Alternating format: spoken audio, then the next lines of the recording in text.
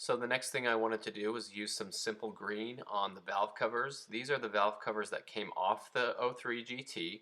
They were actually the same as the ones that came on the new engine from the Marquis. I also did spend some time cleaning up the timing cover a little bit with a simple green. Nothing too crazy, I just wanted the engine to be clean, and those valve covers are going to make a huge difference. So I went to take off these valve cover bolts from this engine, and you can see that the breather on that valve cover is broken. That's the reason I'm trading these valve covers over, because they are the same valve covers, but they're both cracked on each side. So I wish that the wrecking yard was a little more careful with them, then I wouldn't have had to go through with all this. But I also wanted to do this anyway because the valve cover gaskets weren't leaking, but they were moist around the edges, which is common. And so I thought, well, the engine's out of the car, this is the easiest time to take these off. And again, it's really difficult to get these off straight and clean because the dipstick tube is right there at the bottom, keeping you from doing it, and the valve cover gaskets themselves are in here. Now, I thought these were going to be black Ford gaskets when I took these off, but they actually look like they're newer gaskets. They might be Ford, but I don't think these are Ford. And they looked pretty clean, and I thought, I could have reused those, but then I thought, well, all this work with the engine this close, I might as well just use the new ones I bought. But look how clean these heads are. Wow. This engine has 130,000 miles on it.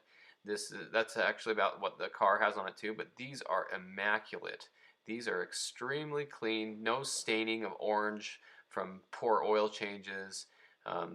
And as I'm taking these off, though, I want to remind people to be careful not to lose these little grommets. These are little metal pieces, and they have a rubber grommet on them, and these will be replaced. They came in the kit with the new valve cover gaskets, and so those fall out easy as soon as you pull the valve cover off the engine. So there's the old ones, and I wanted to go around here and clean up the surface with just a rag, a microfiber rag, mostly getting the oil residue off. And I did go back with a Scotch-Brite and lightly clean the lines off of it from the gaskets. There really aren't any really awful spots on them. They're very clean gasket mating surfaces. And so here's the driver's side one, taking it off a little bit easier since the dipstick tube isn't there, and I was anticipating the valve cover gasket, and so I pulled on it to get it off too. But this head looked clean. You can see right where I'm pulling there at the top, there is a little bit of RTV to hold those on, but we can take a closer look at this head. We'll get the camera closer here, and we can look through it. Very clean, very nice. Cams look great. Everything just looks really good up here, just like it did on the bottom end of the engine. The timing chains down there, the timing tensioners and the guides looked nice. They weren't all discolored and beat up.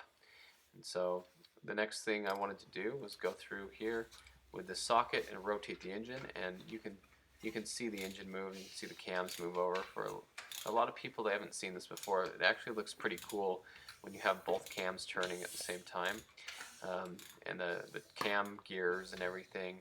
So I just wanted to rotate it, make sure everything looked good, make sure everything was clean. You can see the valve springs moving up and down and everything, so I thought that was really cool. So here's another angle watching the cam gears move, and you can see the tensioners moving too.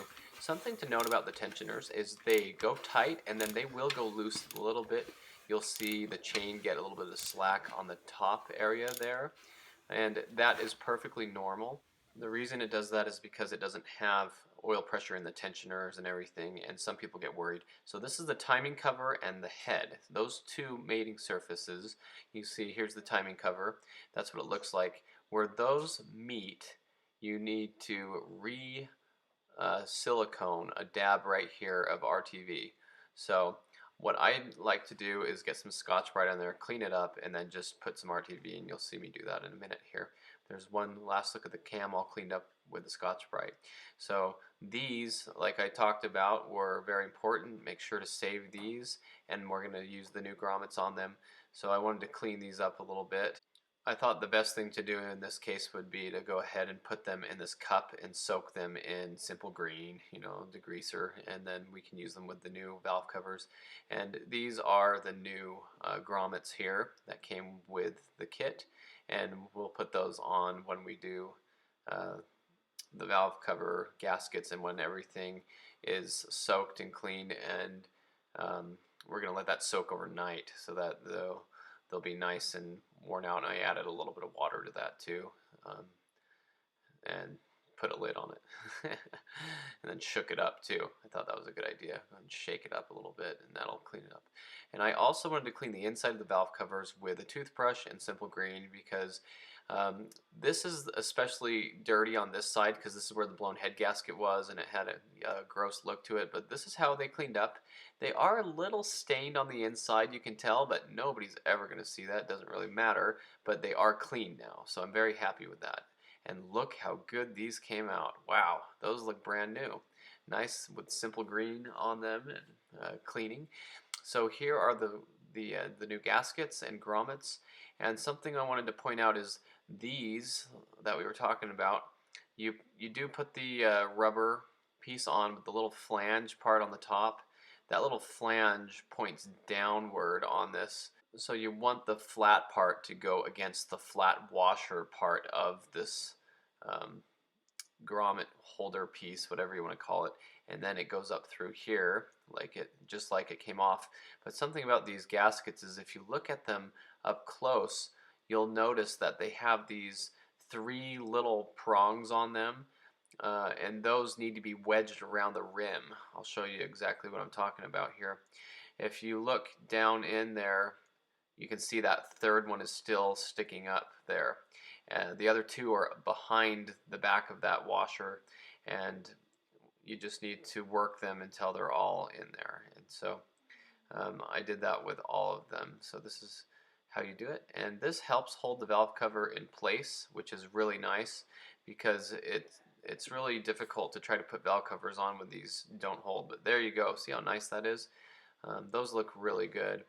And so I also made sure to rotate them while they were in there to make sure that they were all seated properly. And you can see they all rotated smooth and nice. And so that's how you put the valve cover gaskets on. Now the next part is to put RTV here. There is actually a little bit of a lip there where the timing cover meets the head, at least on this engine. And so I got the black Permatex RTV, which is oil resistant. I really like it. And I did notice that these new gaskets actually have a little square area there, probably to compensate for this area of the head meeting the timing cover.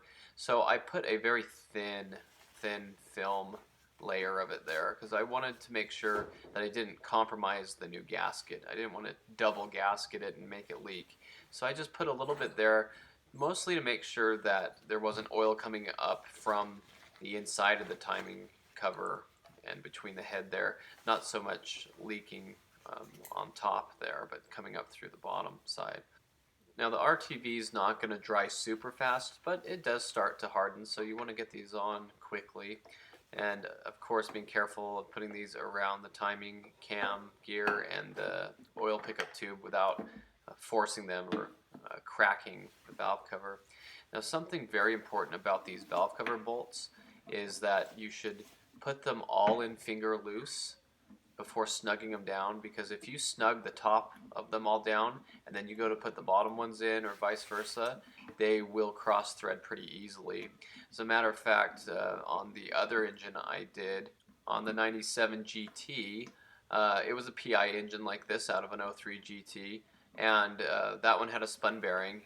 Right after I installed it, we found out that it was a bad engine, which was really sad.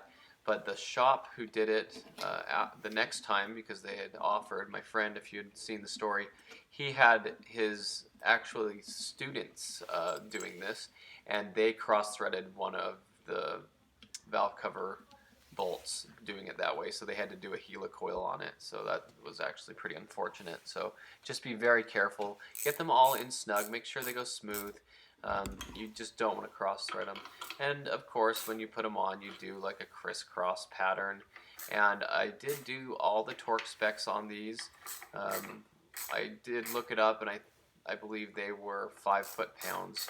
It was in inch pounds, but I converted it. It was like 5 or 6. My torque wrench came apart. So during all this, I had to learn how to put it back together. There were 2 screws in the back of the head that just came out, and right when I was torquing it, it fell apart. So this time, I'm not messing around. I put some Loctite on these screws and put them back in the head of the torque wrench. Um, yeah, I know a lot of people are saying I should get a Snap-on or a nicer one. Yeah, maybe one day I will.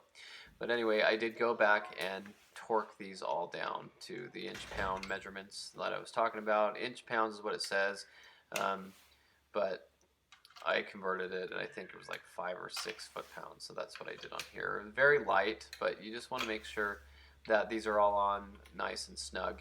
If you over tighten these, it could compromise the gasket, it could strip them out of the aluminum head. There's just a lot of problems, so it's always good to do everything by the torque ratings. So that's what, so next up was to take a little bit of WD-40 and clean out this heater hose tube. This is the crossover tube that goes underneath the intake manifold. It had some rust and grossness in it, and I also shot some simple green in there and shook it up and cleaned it.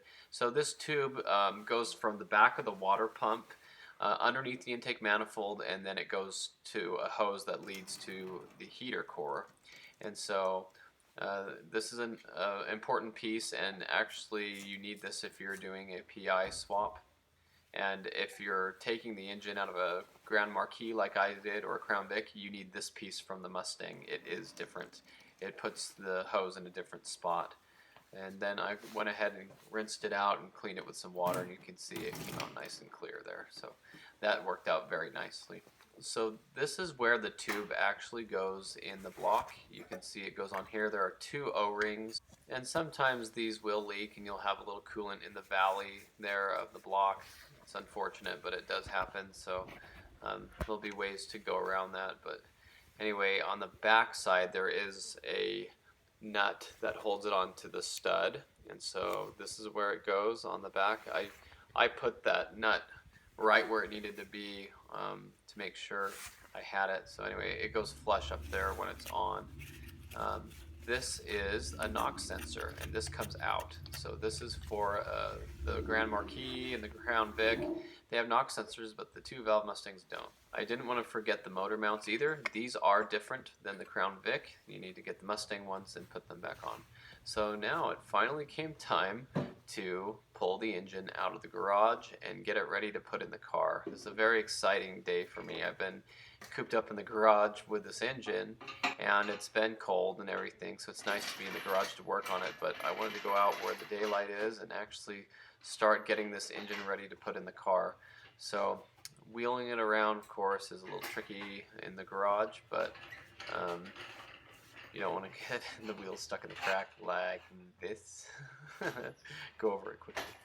But yeah, so this is just me pulling the engine out and being very excited that it's getting ready to go. There's where I got stuck in the concrete crack. Oh well.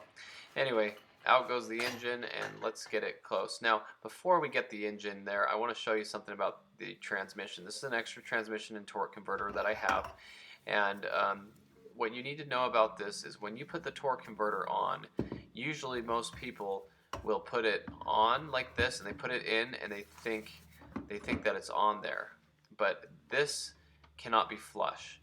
You can see the center hub there is still poking out, so you need to rotate it.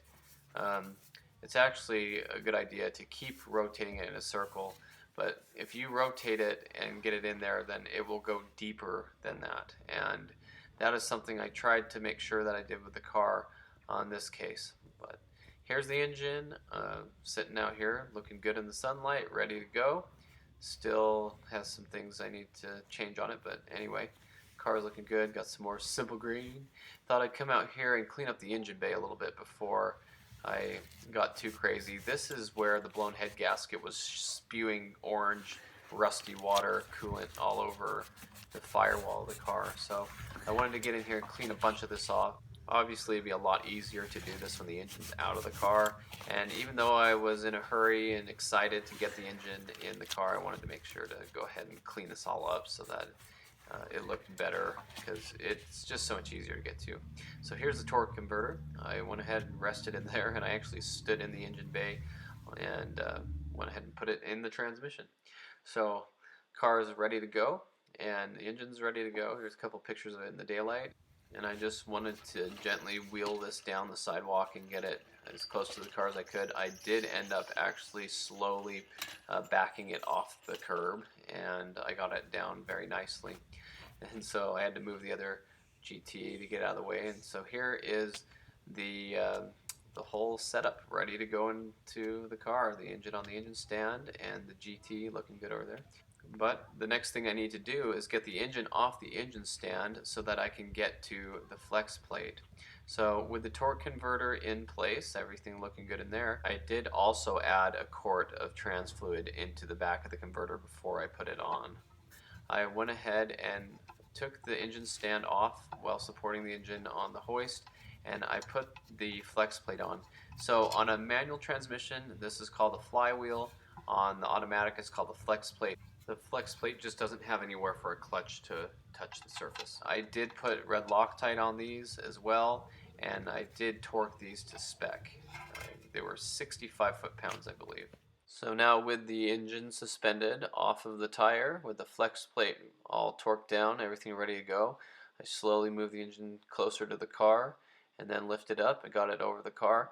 And this was supposed to be a lot easier because there's no manual transmission with a input shaft.